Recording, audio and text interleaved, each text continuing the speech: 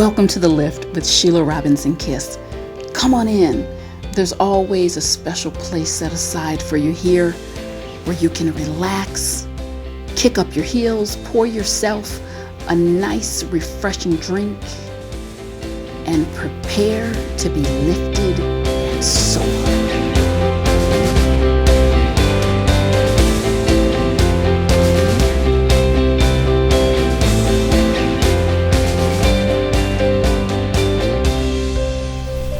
Manipulation. Meet the Masters. This program is near and dear to my heart for so many reasons. When I think back about the times in my life when I was so used and manipulated, the only thing that comes to mind is I just couldn't reach for enough bars of soap. I mean, you name it, Zest, Coast, Ivory, Dial, Dove, Camay, whatever, anything I could just get my hands on to just rinse off this feeling of being used, sometimes abused, and in a few cases, just feeling like a fool. For all the showers that I took back in those days, true cleansing and healing came when I began to understand two essential points. One, I started to really understand how manipulators position themselves in the world and how victims position themselves in the world. And the interesting is stark and different. I do this work to keep people lifted up, and I do it from my heart. And this program, as you really dig in to the exercises and the examples that I'm going to share with you, this program is intended to do just that. Keep you lifted up, keep you clear, keep you focused and on top. But before we start our program, a little story for you. I call this the story of the swan and the alligator. Once upon a time, there was a gorgeous swan, and she met a very scary alligator in the lake. His teeth were huge and his eyes were dark. And as she looked at him, she just looked so very afraid. And the alligator said to her, "What's wrong? You don't have to be frightened. My belly is full. I've already eaten, and you are free to just go on and pass me by." And she still looked frightened, but she very much wanted to believe this alligator. So she took a deep breath and started to pass him by. And before she could blink an eye, the alligator had swallowed her hold. And she quickly found herself in the alligator's belly. And she yelled out to the alligator, "Why me? Why me?" And the alligator said, "You wanted to believe me, and I wanted to eat you. The river is no place for creatures who are blind and trying to swim. And the world is no place for people who don't understand how manipulation truly works." To understand how manipulation works, I want you to start by letting 3 simple rules wash over you like a river fall. Number 1, if it doesn't fit, you must quit. If what you're being told does not match up with the circumstances, there is something wrong. See, cream and the truth always rise to the top, and deception always leaves clues. If it doesn't look right, smell right, sound right, act right, it's time to stop. So never forget rule number 1. If it doesn't fit, you must quit. Rule number 2 is live life in a smart posture, not a defensive posture. People who live smart are always analyzing, collecting, and synthesizing data. They understand that the world is fluid and it's changing all the time. When you get new information that changes a circumstance, you have to reorder the circumstance, first in your mind and then in reality. Living in a fluid and flexible way is only to your advantage in the days and times we live in. Let me give you an example. If you started out on a beautiful warm day and said to yourself, you know what, I want to go sailing. It just looks fantastic out here and I want to sail for the whole day, from morning to night. And you get your boat out and you get on the open seas, and you quickly hear an updated forecast that a few miles down the coastline, there's a storm approaching. It wouldn't make any sense for you to say, you know what, I said I was going to start out and sail the whole day, and I'm going to finish sailing the whole day. To heck with the storm. It doesn't make sense, nor does it make sense when you receive new information not to behave, integrate, and synthesize that information in a new way. So again, rule number 2, live in a smart posture, not a defensive posture. Number 3, be aware of your options at all times. I've seen people manipulate it from sunup to sundown because they're not aware of their options. Even if your options are limited, you still have options.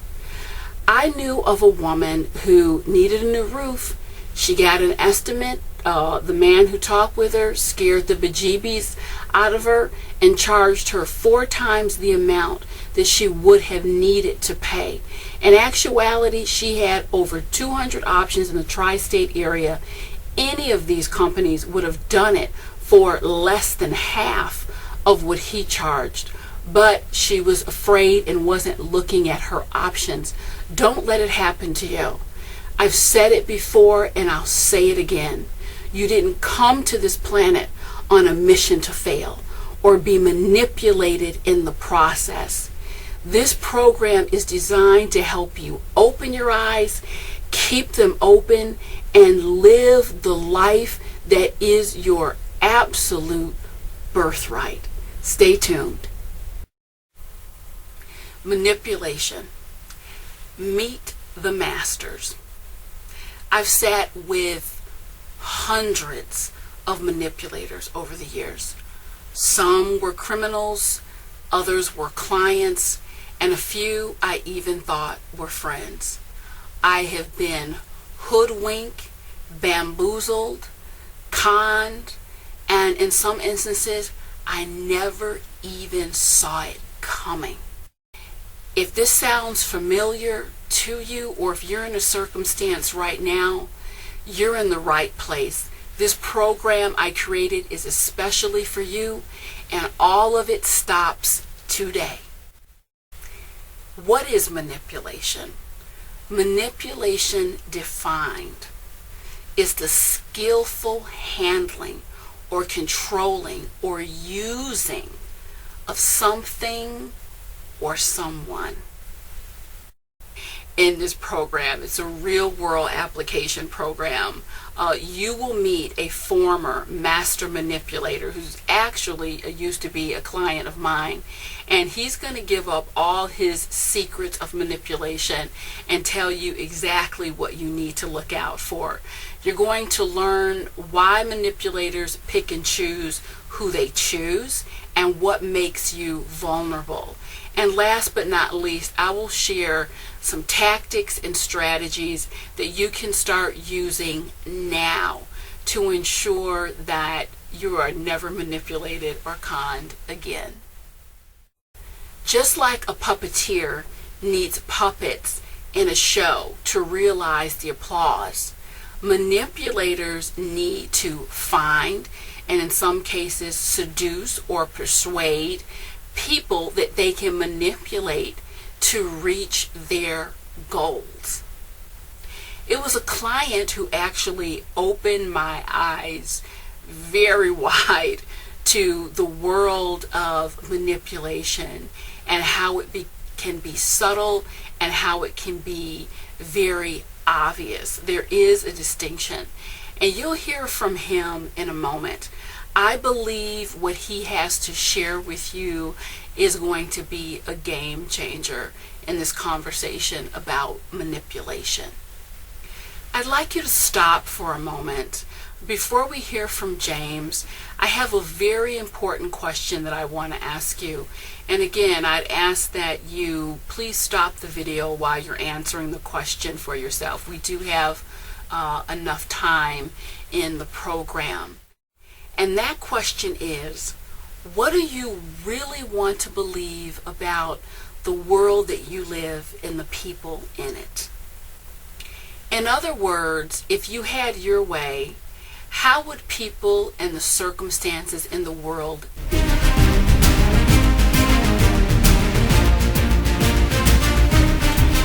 If you're like most people, you would say, Sheila, I want to feel like the world is fair. I want to feel like I live in a safe world. And I really want to believe that the people that I'm dealing with and that I come across have my best interest at heart. Listen to this next interview. This is a former client of mine who's about to explain why this belief system and just wanting so strongly to believe in a fair and a just world can make you a sitting duck in terms of vulnerability of being manipulated.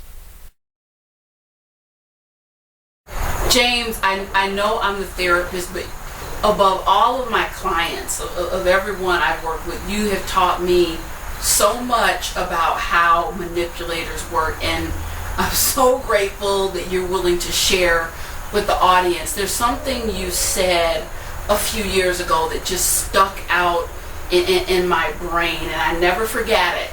And you told me there's one thing that makes a person like a puppet on a string when it comes to being vulnerable to manipulation. Can you say a little bit more about it? Yeah. I always knew I could have my way and get what I was out to get if the person wanted to believe in me or in what I was saying. It's just that simple. A person can want something to be real so bad that they'll ignore obvious signs that it's BS. I've played my parents, girlfriends, college professor, and even a millionaire for one reason: they wanted to believe. Can you give an example of how just the sheer desire to believe helped you manipulate someone and get what you wanted? Sure. I needed a $6,000 loan, and I knew my buddy had come into some money. But I also knew he'd watched me con a lot of people. He ended up giving me the money because I played on our history. Bro, I know you've seen me do some crazy stuff, but we're family. Don't get your money back. He watched me borrow money from people time and again and never pay it back. He wanted to believe in me. To this day, he hasn't seen a dime. It is this very attitude, the simple desire and thirst to believe that can make you incredibly vulnerable. When you insist on walking through the world in a way that says, you know what, I want to believe this is good, this is fair, or this is just. It's very noble. And there are many good, fair, and just things in the world. But on the other hand, there's things that will trip you up. And if you're so married to this train of thought, you walk in something of a self-induced fog that can leave you so very vulnerable to being taken. And sometimes taken for everything you've got. To believe in the best in people and the best in the world, it doesn't make you weak. It doesn't make you silly. Probably means you have an amazing heart. What it does mean is you really have to walk in awareness along with that generous, expansive spirit. Add in a healthy dose of awareness, and you can't go wrong. There are 5 areas that can make a person incredibly vulnerable to being manipulated. In this next portion of our program, get ready, because I'm going to give you 5 questions. 5 questions to use for a counterattack in each of these particular areas. And these questions are designed to bring you back to your center and back to your focus so you can remain sharp, clear, and manipulation-proof your life. So what are the 5? The 5 blind spots are intense emotion, the fear factor, the desire for attachment, unchecked bias and prejudice, and moving in depressed and anxious states.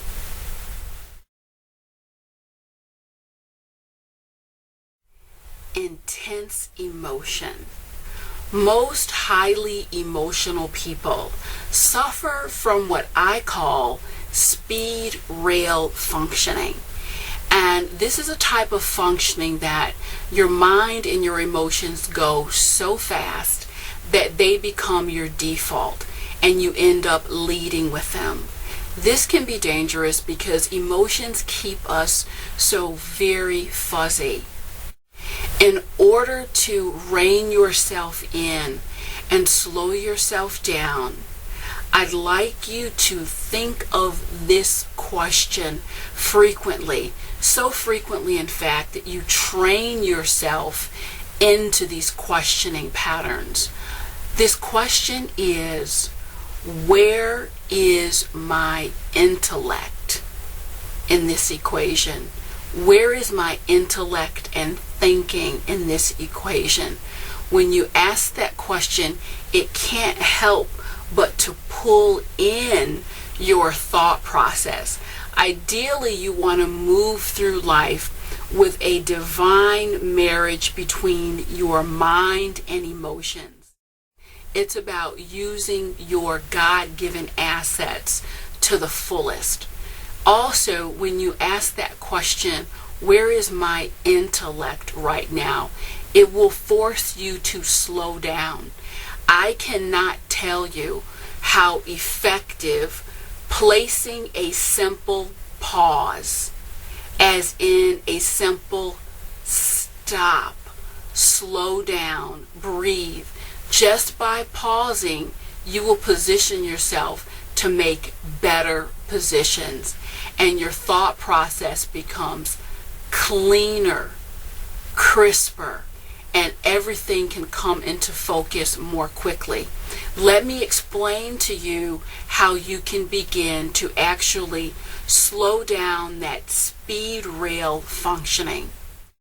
You don't want to practice this skill set at a time where you're actually in the throes of being manipulated.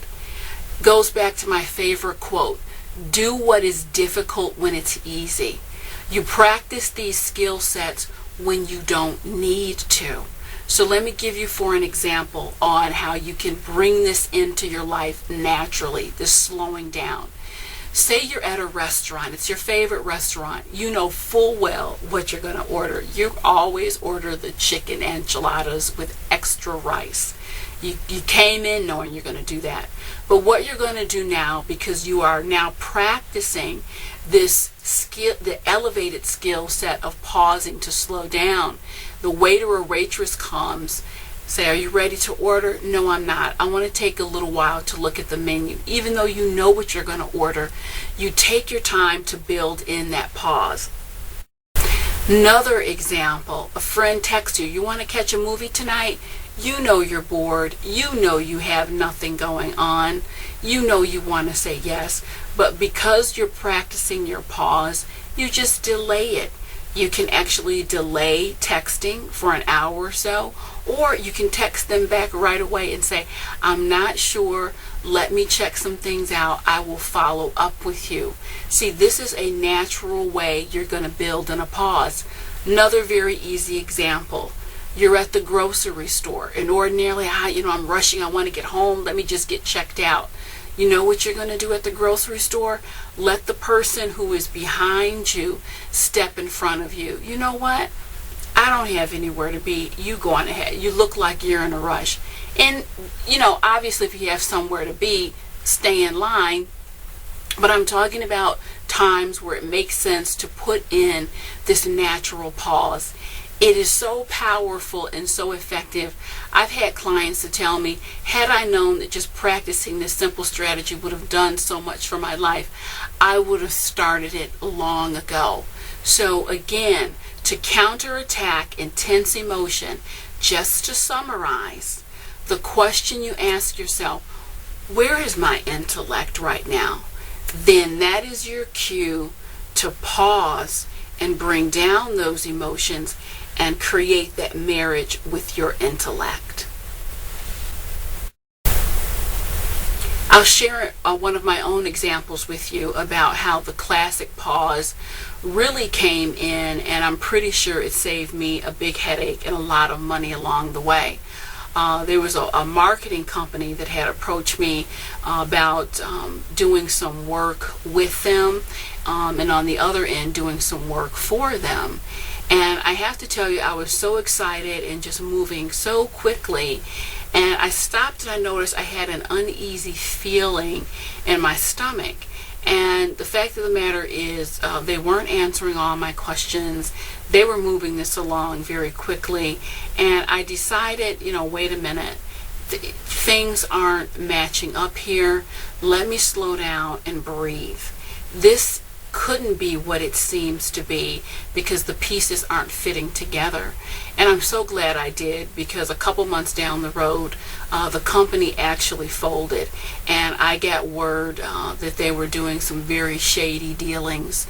So again, that pause, if we learn to respect it and learn what it can mean for our lives, it can be incredibly valuable, incredibly useful. The fear factor, and this is a huge one. If you are feeling fear, it's usually for a reason. So when that fear factor comes in, the counterattack question that I want you to put in the front of your mind right away is, what is bothering me most? What's bothering me most? And what am I most afraid of? What's bothering me most? What am I most afraid of? The reason this question is so important is because there must be an answer that follows it.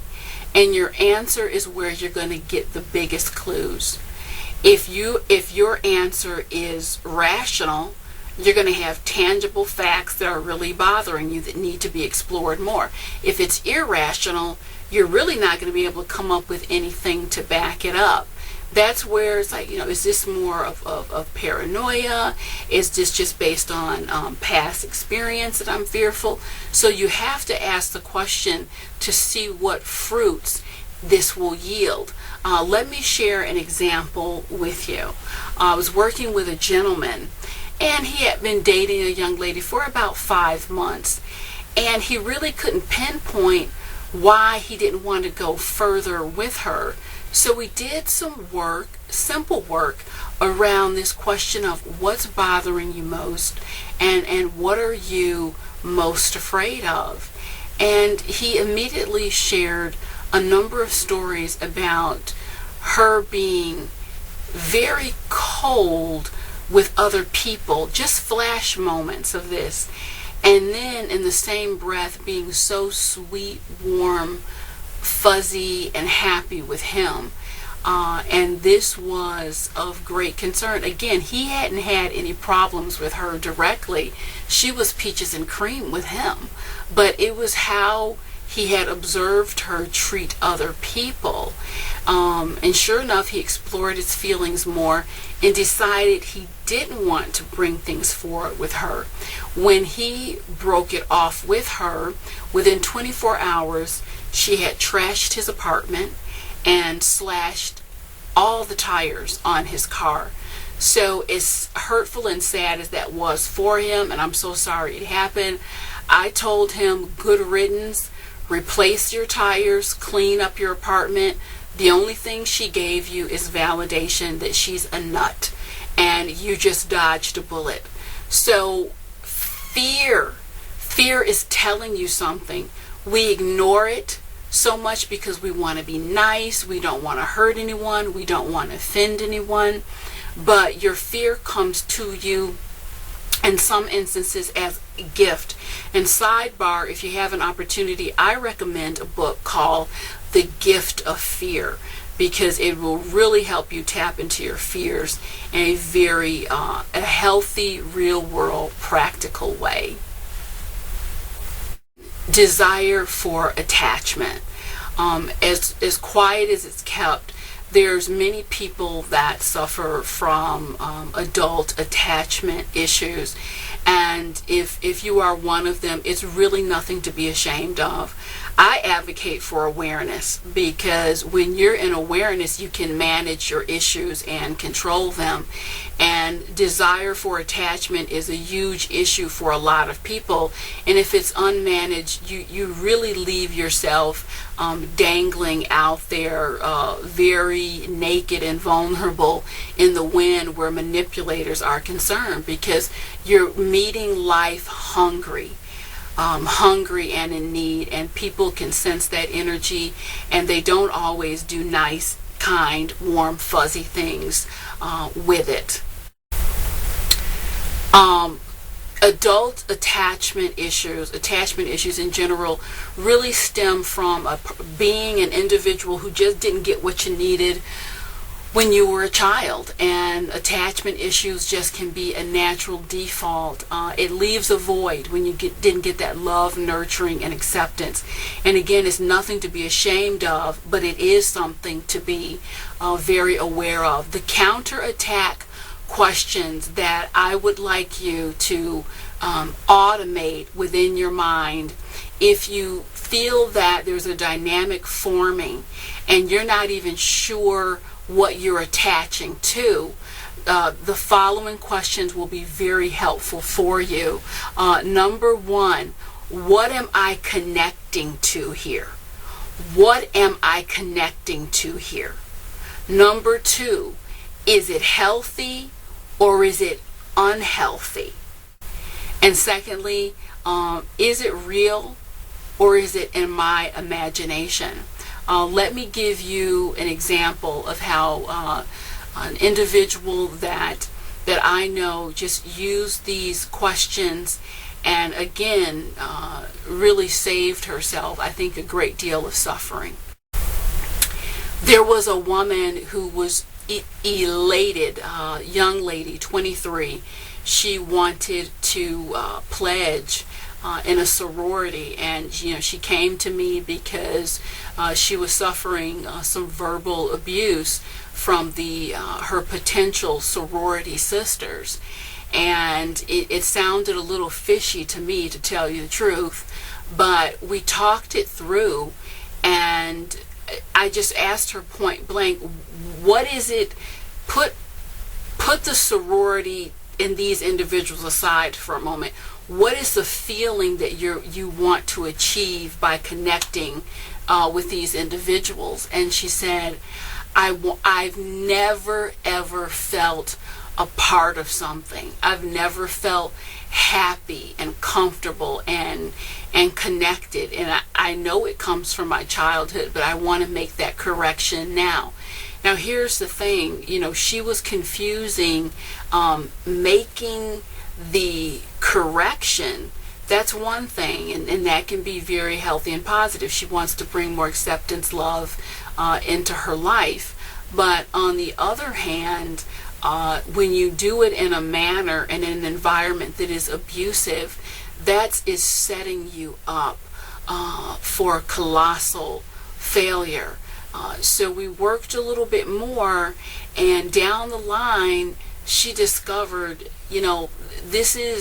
this pattern in accepting this abuse is so familiar to me. I'm doing it for the right reasons, but it's under the wrong circumstances. And ultimately, it was her, not me, that decided this isn't even a group that I, on its face, want to be a part of. These women are nasty, they're mean, They've already abused me and used me, and I'm not even officially a part of the group. So she ran through the gamut. Is this real or is it fake? What am I really connecting to here? It wasn't the group in the sisterhood. It was just a need to belong. So guess what? She is a part of a sorority now, an organization that is kind, loving, warm. She achieved her goal, but she was not manipulated in the process. So again, those words, those questions can flush out tremendous amounts of information for you. Unchecked bias and prejudice. Unchecked bias and prejudice can cause what I call narrow funnel thinking. A key question for you to ask across life circumstance and situations is, can I look at this person or circumstance in a different way? Become what I call a 360 observer, a 360 degree observer, where you look at things from all sides and don't lock yourself in. Let me share an example with you. I was working with a gentleman who was trying to acquire another property, and he actually landed one of the top realtors to work with him. Problem was, this realtor was crashing into his house unannounced. She wanted access to important files and important accounts, etc., and he was doing it because he felt she's an expert. Who am I to question her? So this was really a prejudice and bias on his part where it came to authority. And his bias was, you don't question someone who's an authority in their field. I feel differently. If they're a true authority and a true professional, they can withstand questioning and they can withstand some testing and opposition. So as we started to work around this question of, can I look at this from a different angle, he started to really look at it from the lens of, you know what, I'm her client. I'm the one ultimately that's going to be paying her. How did she jump into this position of having so much control when in actuality it feels like I'm being completely manipulated and if not outright abused? So again, the ability to step back, compare and contrast will serve you very well. Operating in depressed and anxious states. When you are depressed and anxious, it changes the way you see the world. It changes the way you experience your life. It changes the way you experience people and circumstances in your life.